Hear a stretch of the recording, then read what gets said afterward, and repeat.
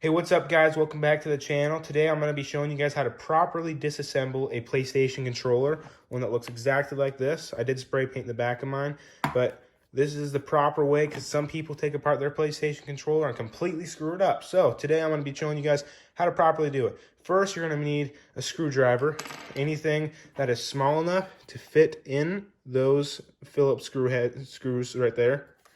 And then you're going to need something to kind of pop some clips. All right, so I'm going to use this little tool that I got just to reach into this little small space right here and pop some clips. All right, so first what you're going to want to do is start with flipping the controller over to the back side, and you're going to unscrew these 4 screws on the back. Now, your first time opening a controller is going to be the toughest.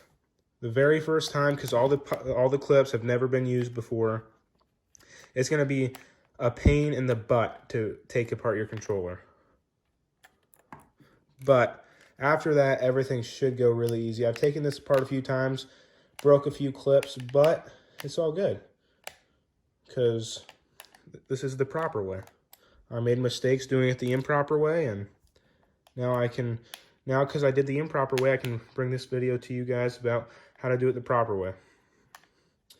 So we got these 4 screws out, okay? So pretty much done with the screwdriver now. So now what you're gonna wanna do is these little clips go all the way across here. You can see where I broke it on both sides. That would usually sit flat with a clip. But pretty much you're just gonna take something and you're just gonna run it down the sides and kind of just pop it up, okay? These clips in here are really easy. All you do is like push in on it and kind of like pull it. And these ones just come right out. See, just like that. All right, now do not pull it right apart, okay? What you want to do is, if you guys look, there's a little ribbon cable. See that? You do not want to break that, or your whole light bar is going to be screwed. So all you're going to do is on the blue there, I don't know if you guys can kind of see the blue down next to the battery, but on the blue down there, you're pretty much just going to take it and just pull straight out, just like that, and now it's disconnected. Nothing really on this part. This is just where your light bar is and all that stuff, but there's nothing really right here. Okay, that's just the back shell. All right, so now this is where everything kind of happens. So right here, right off the bat, we can see our battery and these 2 little metal things, which was weird that they both have different weights. So that's actually what kind of vibrates when you're playing like a shooter game or anything like that. It kind of like vibrates the controller. But let's say you want to dig a little bit deeper into the controller for something. You're just going to take this battery off. And again, you do not want to rip any wires. So just grab the white little tip right there. Grab it and just pull it straight out. Now you got your battery. You can set that off to the side. Now, take your screwdriver and you just unscrew this little screw that's right there. Unscrew it. And you're going to feel everything kind of come loose because this one screw kind of holds the whole body together. All right, so now you have this little board. That's kind of like the battery's home spot almost. Just go ahead and put that to the side. And now we got everything almost finished and we can almost take everything apart. So now there's just like this little ribbon right here. You're just going to pull that blue right out. Pops out just like that. Okay, and then there's like a little spot right here, if you guys can see it, where it kind of like slides out when you push it. But be careful of this because I actually broke another clip in my controller, but a lot of people don't show you. You can kind of like see these little like clips right here on the side. See that little clip? You want to push those out and then push on the joysticks. All right, so push those out and then push on the joysticks and your whole motherboard will come out.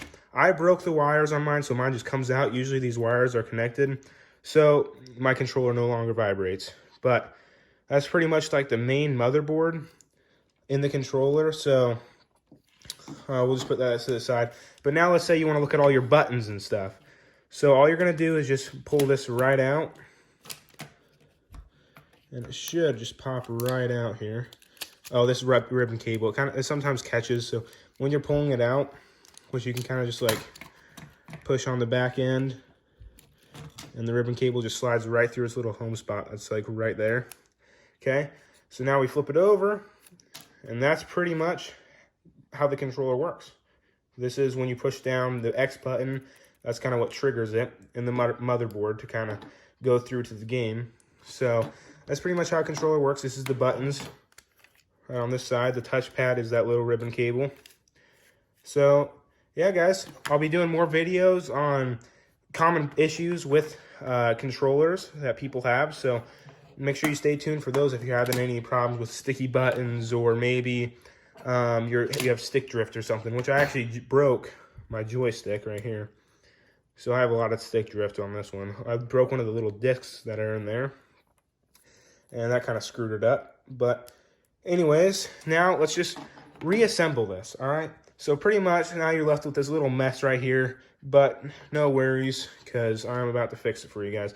So now you just reverse your steps exactly, all right? So now all you do is you just put this on. Now this is kind of a pain in the butt sometimes, but the little ribbon cable, some people like to use tweezers and stuff.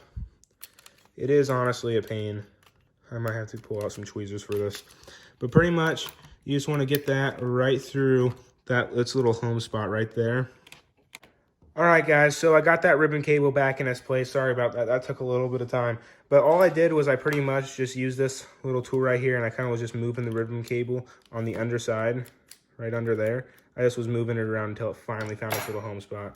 That took a while, a little bit of patience for me. But anyways, now what you're going to want to do is take your little motherboard that should be actually attached to the controller, to its little vibrating weight stuff.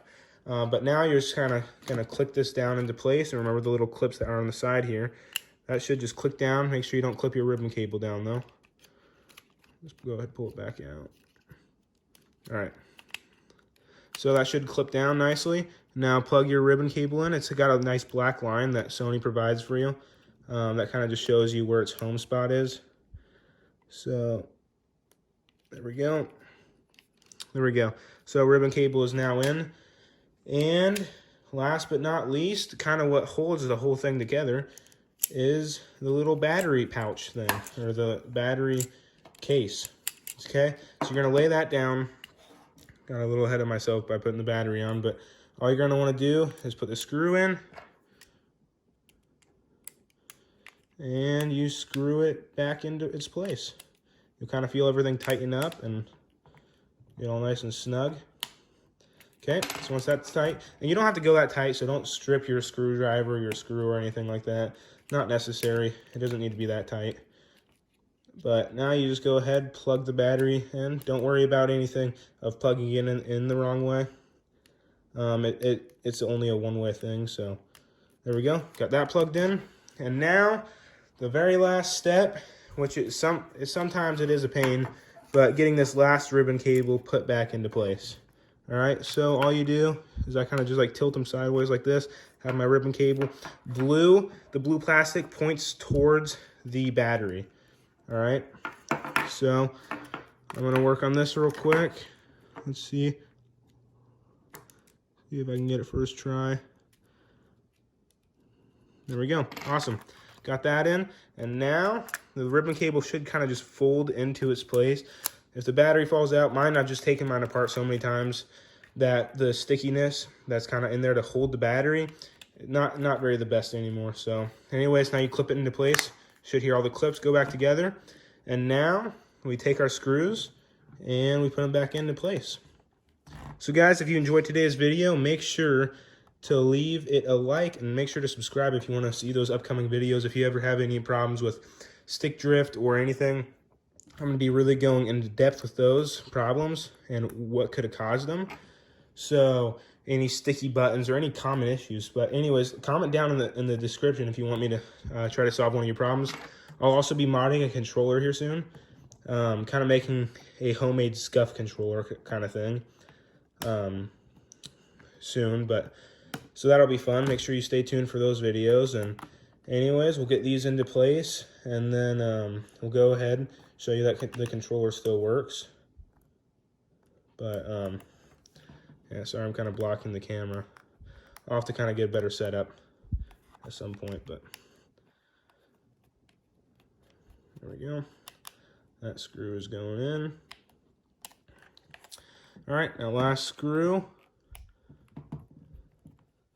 Now, if you over tighten these, it won't make it as smooth, because as you tighten these, right here, these little edges won't get as smooth. So if you tighten it too much, this gold on my controller will push down really far and it won't be as smooth. So you don't have to go super, super tight. But now the final test to make sure we put everything back together is pressing the home button. And look at that. Connecting my PlayStation and everything. There we go, guys. That is how you properly disassemble a PlayStation 4 controller.